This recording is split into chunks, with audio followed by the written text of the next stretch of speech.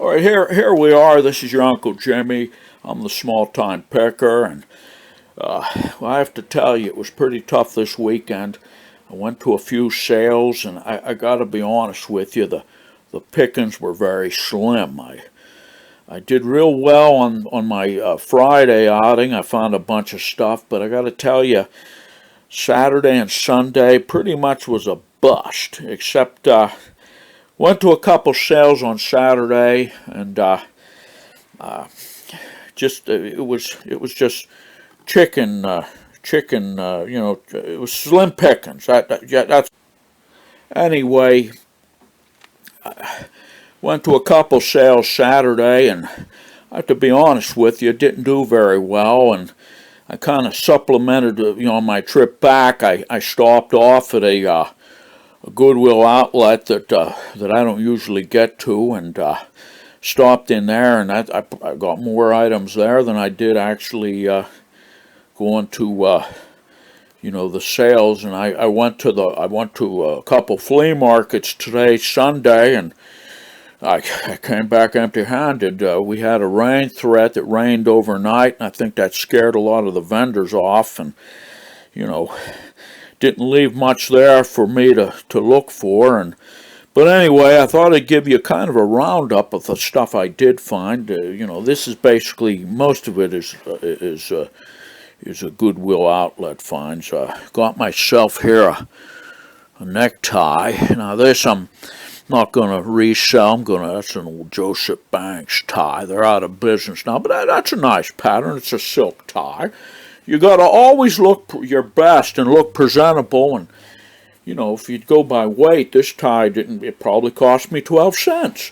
So I can't go wrong with that. And here I got myself, now this is a hat, and it's brand new actually, but I couldn't find any listings for it. But so I don't know, maybe I'll keep it, maybe I'll sell it, but we'll see. And then here I found a bag of these figures, and when I first saw them, I thought, well, maybe these are like those little Lego figures. But I took my magnifying glass and I looked, and of all things, it's dated. They're dated 1992, and a company I've never heard of, and I'm not making this up, Geobra, Geobra. I haven't looked them up, but I will. But I got the whole bag, and that's probably, I don't know, maybe pound and a half, and whatever it is, it wasn't too bad. And then I got this Windows 7 Professional software, and that will run on some older computers, maybe in newer ones. But the beauty of this is, I've found, is if you have some word processing and you don't want to sign up for Microsoft and pay them a licensing fee every month, what you do is you get a computer that's not hooked up to the internet. Apparently this Bill Gates and Microsoft, they have some sort of a deal where, if you have internet access, and they'll try to take over your computer. They'll want you to sign up this. If you use software like this, they'll shut it down, and you can't use it. You can't even write yourself a note. And I think that's playing dirty, because this software was paid for, and there was no licensing fee when that was made. You bought it, you use it, and you could still use it. You should still use it, but if you have internet access on your computer, well, those bastards they're trying to charge you a fee. They won't let you use it. So if you're going to do word processing, you should probably hook it up on a machine. You don't pay them if you're not using that Open Office, which you could buy on eBay for a few dollars. You want to use the genuine product. Get it on a computer that's not internet, hook up the internet, where automatically Microsoft is trying to shut you down. So anyway, moving on our little, showing the finds here. I got a keyboard, and it's from a Hewlett-Packard from 1991. And remarkably enough, there is a market for these. Some people like the clackety-clack of the old boards, although this one's not quite. The ones that are really desirable are the ones out of the 1980s, like early IBMs. But these are probably worth like 20-25 bucks, and I haven't gotten one. There's supposed to be an adapter you can buy that can plug this in through a USB port, and you can then test it. And I'm going to have to look into that. And this is an extra cable that I don't even know what this fits, but I always like buying these extra cables in case I find something I could, hook it into there. And the next item is, or I should say items, are these are like accessories for the Cuisine Art food processor. And there's a secondary market for these. The holder's worth some money. I don't have the full set of the blades there, but let's see, can I even open this thing here? Wait a minute. Well, yeah, I'm going to have to work on that, but you look, there's an attachment there. I think that's worth probably $15, and the blades are worth, they sell usually in sets, the steel blades, but two of them I'm going to have to put those together with something else.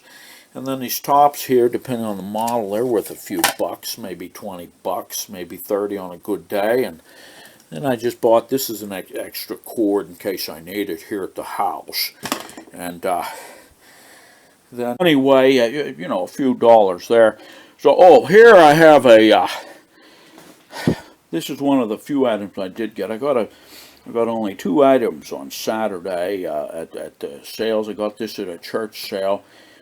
I paid $1 for that. It's an LP, and Peter Fonda and Jack Nicholson, Dennis Hopper, Easy Rider soundtrack.